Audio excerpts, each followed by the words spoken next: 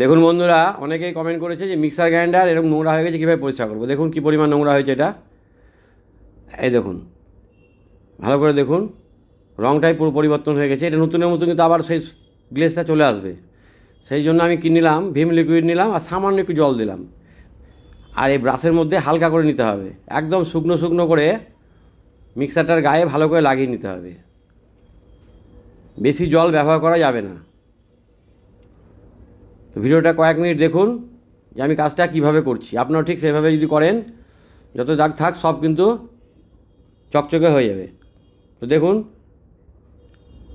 লিকুইডটা ভালোভাবে লাগাতে হবে, মানে সমস্ত জায়গায় যেন লাগে, তবেই কাজটা হবে।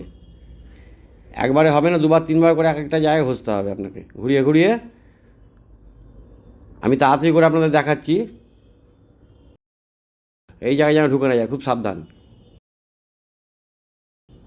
বেশি জল দেবেন না, শুকনো শুকনো করে ঘষবেন, তাহলে ঢুকবে না। তো এইভাবে লাগানো হয়ে গেলে কী করতে হবে দেখুন পরপর ভিডিওটা আমি কী করছি, সেভাবে আপনারা যদি করেন। আর এই জায়গাগুলো একটু এই স্পোক দিয়ে বা চাকু দিয়ে এইভাবে পরিষ্কার করে নেবেন, ভিম লিকুইড দিয়ে ভিজিয়ে দেবেন। প্রথমে কাজ হচ্ছে ভিম লিকুইডটা দিয়ে আর জল দিয়ে হালকা করে ওই সমস্ত জায়গাগুলো ভিজিয়ে দেওয়া। একবারে না হলে দুবার তিনবার করে ঘষবেন। সমস্ত জায়গায় এভাবে লাগানো হয়ে যাওয়ার পর দেখুন আমি লাগালাম, কিন্তু তবু আমার মানে যে পরিমাণ দাগ আছে এর গায়ে, সেই দাগগুলো তুলতে গেলে এই ঘষার পরিমাণটা একটু বেশি করতে হবে। কসবাইট দিয়ে ঘষতে যাবেন না, কসবাইট দিয়ে ঘষলে পরে এই মিক্সারের গায়ে দাগ হয়ে যাবে, আঁচড় মানে আঁচড়ের দাগ পড়ে যাবে, ঘষা ঘষা দাগ হয়ে যাবে। ব্রাশ দিয়ে সবচেয়ে কাজটা ভালো হবে। দাঁত মাজার পুরনো ব্রাশ একটা ব্যবহার করবেন, তাহলে ভালো হবে কাজটা। এখানে আমি অন্য কিছু দিয়ে পরিষ্কার করছি না, ভিম লিকুইড আর জল, এবং খুবই সামান্য পরিমাণ, একবারে শুকনো শুকনো করে এইভাবে ঘষে নেওয়ার পর শেষে যে কাজটা বলবো সেটা অবশ্যই করবেন। এবার আমি শুকনো একটা কাপড় নিলাম, দিয়ে এটা মুছে নেব। দেখুন শুকনো কাপড়, কিন্তু এটা প্রথমে শুকনো কাপড় দিয়ে মুছে নেব। ভিম লিকুইডগুলো সব কাপড়ের গায়ে লেগে যাবে। এইবার এই কাপড়টাকে আমি জলের মধ্যে ভিজাবো। দেখুন জলের মধ্যে কাপড়টা ভিজালাম, এই কাপড়ের গায়ে ভিম লিকুইড লেগে আছে, জলে ভিজিয়ে ভালো করে চিপে নিতে হবে যেন জল না থাকে কাপড়ে। নরম টাইপের কাপড় নিয়ে কাজটা করলে ভালো হবে, সুতির কাপড়ে করলে কাজটা ভালো হবে। এবার এই ভিজা কাপড় দিয়ে আপনাকে এটা মুছতে হবে। কাপড়টা ভালোভাবে কেচে নেবেন এভাবে, আর চিপে নেবেন ভালো করে, জল না থাকে। এবং শেষে গিয়ে যেটা বলবো সেটা অবশ্যই করবেন।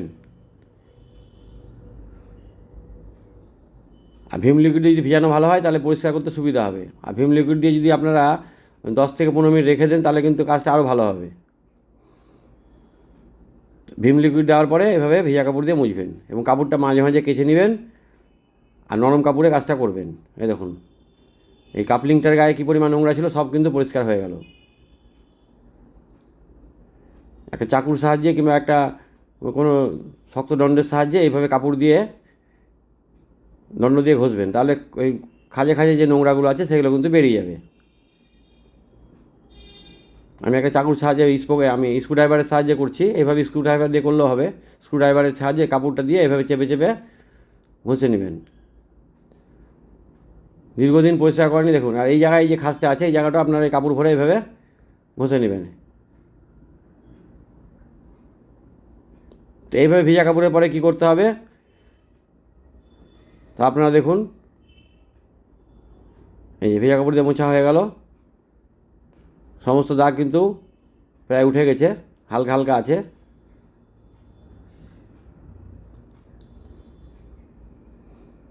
আমি এখনও শুকনো কাপড় দিইনি, ভেজা কাপড় দিয়ে মুছছি। এবার শুকনো কাপড় দিয়ে এভাবে মুছতে হবে। এই দেখুন এবার শুকনো কাপড় নিচ্ছি, দিয়ে এবার চেপে চেপে মুছে নেব।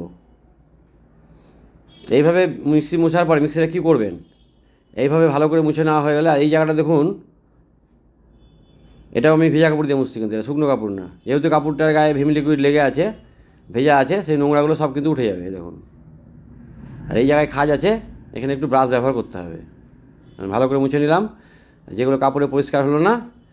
এবার আমি এখানে কী করবো, একটু ওই ব্রাশটার গায়ে ভিম লিকুইড লেগে আছে ওইটা দিয়ে একটু ঘষে নেবো। ওই দেখুন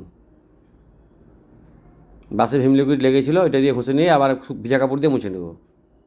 প্লাগটাও পরিষ্কার হয়ে গেল। মিক্সারের কর্ডটা যখন মুছবেন খুব টান দিয়ে মুছবেন না, হালকা করে মুছবেন। আর এইভাবে মোছা হয়ে গেলে এটাকে 30 মিনিট মতো রোদ্রে রাখবেন, তাহলে আর কোনো ক্ষতি হওয়ার ভয় থাকবে না। যাই হোক, সকলে ভালো থাকবেন, সুস্থ থাকবেন, নমস্কার।